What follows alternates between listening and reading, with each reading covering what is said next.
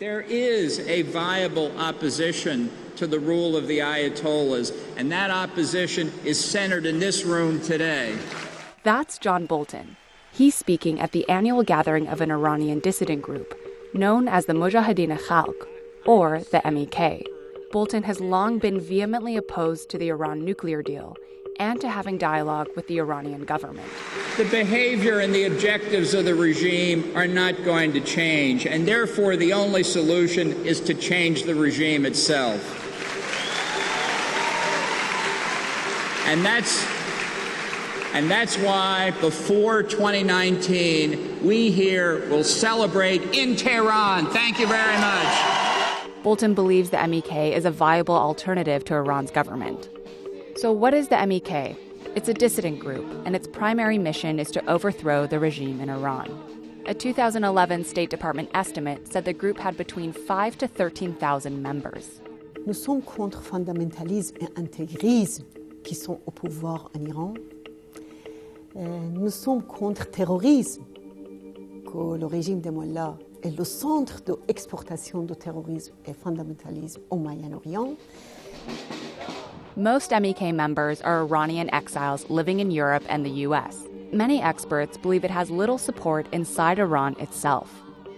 They often stage demonstrations against Iran's human rights record and its cleric-run state.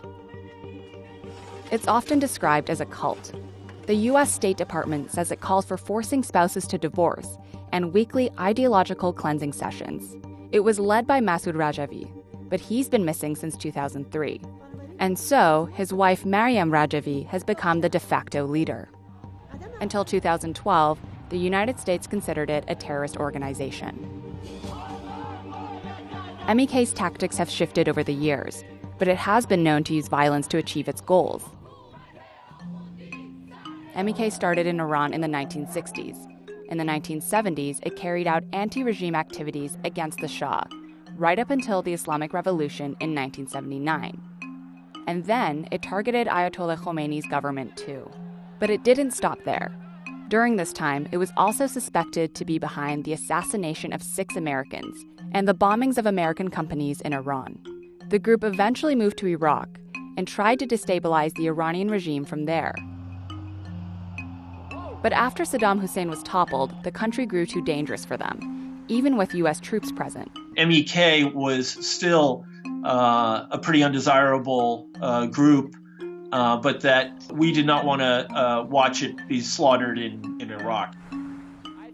Today, Bolton isn't the only public figure to find common cause with the M.E.K. Rudy Giuliani, former DNC chair Ed Rendell, and Trump Transportation Secretary Elaine Chao have spoken at or attended M.E.K's national conference. The group also has an aggressive lobbying arm and seems to have deep pockets. The amusing thing is that the M.E.K. will try to buy pretty much anyone. And I was approached to do events in support of the M.E.K. I know a number of other former government officials who found them truly detestable also were approached. You know, it's really something to have someone on the phone offering you $15,000 or $20,000 to appear at a panel discussion, because that doesn't happen for former diplomats every day. Since he became national security advisor, Bolton hasn't said who he'd like to see take over in Iran. But if past statements are any guide, M.E.K's most powerful advocate is now within earshot of the president. I have said for over 10 years since coming to these events that the declared policy of the United States of America should be the overthrow of the mullahs regime in Tehran.